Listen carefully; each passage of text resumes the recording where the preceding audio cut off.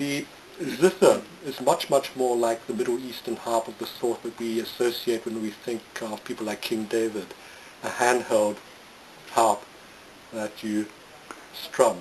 Now, unlike a kora, the one from Mali, which is now very popular, as I said, which is a sound box, and you balance it on your lap when you play it, and you have to because it's a big instrument.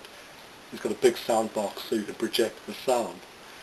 A handheld zither has got a very, very light sound. It can't be projected. There's no sound box. So these guys are up in the mountains and they think, we want to have a party. We can't make these things very loud. So they electrified them, hooked them up to generators, built their own amplifiers, and began playing these zithers like electric guitars. And then they thought, but this is not enough. Now, who here remembers Jimi Hendrix's All Along the Watchtower? I think there are enough people here who can remember this particular treatment that he gave to the Bob Dylan song. Those of you who don't know the Jimi Hendrix version might remember your elder siblings or your fathers and your mothers talking about a very, very strange instrument called a wah-wah pedal. And this wah-wah pedal, through which the guitar was plugged before it reached the amplifier, was a distortion chamber. So you could bend the notes electronically, and the note would come out not as a pure note, but as a distorted wah-wah. What Hendrix did in All Along the Watchtower was to play sliding chords and distort them through the wah-wah pedal. And it was a very, very great hit in the 1970s. So if you were alive and on the scene at that point in time, then this was the way to go. And every Western guitarist tried to copy him. The guys up in the hills of Eritrea with their AK-47s over their back and already copying Hendrix with their hairdos began copying him also after they had electrified their zithers, their homemade wah-wah pedals. So that now if you go to Eritrea, the national music, as a result of the revolution, which I think has lost its way, is the electrified zither with the wah-wah pedal distortion thrown in. Now, it all sounds very exotic, does it not, when we talk about them doing this. We don't even remember it ourselves, or we're too young to know about it. But they know about this part of our cultural history much, much more than we know anything about theirs.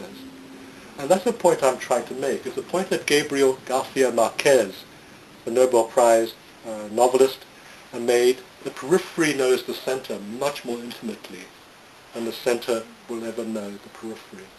Now, if you're the center and there's all this so-called periphery, which in fact, in its total mass, is much bigger than the center, and in fact, very, very shortly, in terms of its economic mass, is going to be much, much larger than anything that we in the center can muster.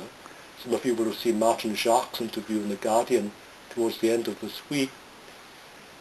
He is citing figures that by 2050, not only China will have a much larger gross domestic product than the United States and Europe, but so will India. We're going to be the minority in the world and the pygmy players by the mid part of this particular century. And they will know all of our habits much, much better than we know theirs. They already slaughter us at cricket and things of that nature. So what we've got in a whole variety of cultures is this thing that we rather demeaningly call the periphery, with far greater knowledge of us here and what we grandly call the center, and we try to understand of what they themselves are able to be capable of, and how they think when they're not knowing us. When they're not knowing us, in what ways do they know themselves? And in knowing themselves and in knowing us, in what ways do they try to formulate a view of the world and a view of international relations? In what ways do they conceive of what is right and what is wrong in international relations? Now that's the basic theme of the book. And I thought if I tried to write this like a normal academic text, nobody in their right minds would try to read it. A normal academic book has a readership of exactly 200. and that's simply so that your academic enemies can then attack you and say what a complete sort of false person and total pretender as Stephen Chan is, and it's all to do with very much our meeting certain obligations in terms of producing X number of product, and so that in the discourse that follows, your friends and your enemies can either defend or attack you or cite you. The number of citations you get, the more you get, the more the government approves of your productivity and the more budget your university will get.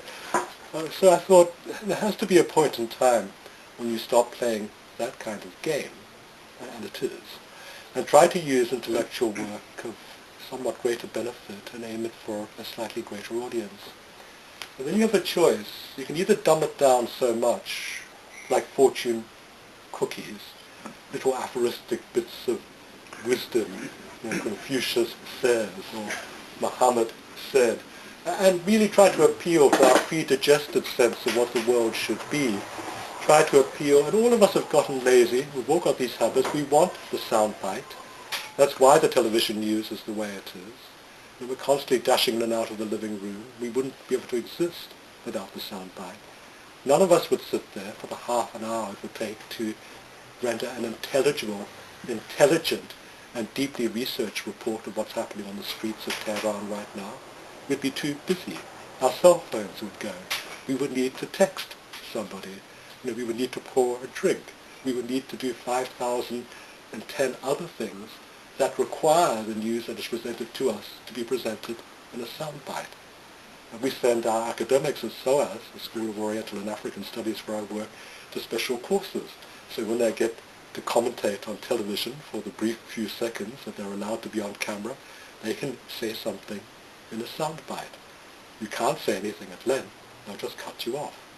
So all of us start falling victim to this culture. I did not want to write a book that was a series of sound bites.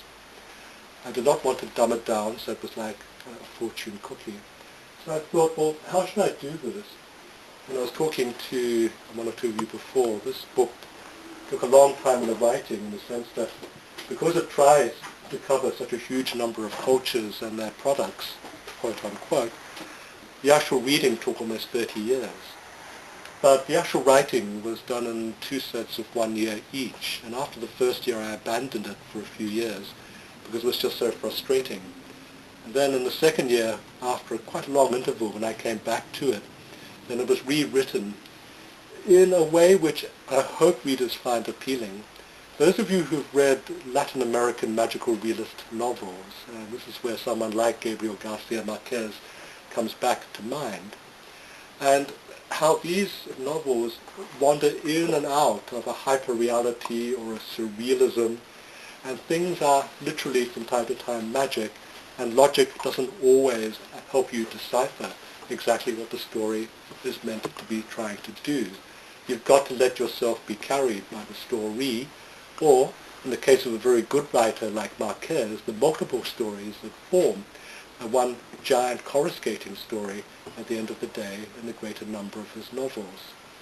So I tried to write this particular book much like that. I thought, what would happen if we took a magical realist novel and transformed it by some alchemy into an extended intellectual essay? This is why those of you who want to read this book are going to have to be patient, because for the entire first half I'm telling stories. I'm building and layering and talking around and around the subject, giving anecdotes, giving stories from other cultures, giving readings of different people's scriptures or philosophies, peppering them with my own experiences in different parts of the world, and trying slowly to build, as it were, the foundations for the argument that comes much more in the second half.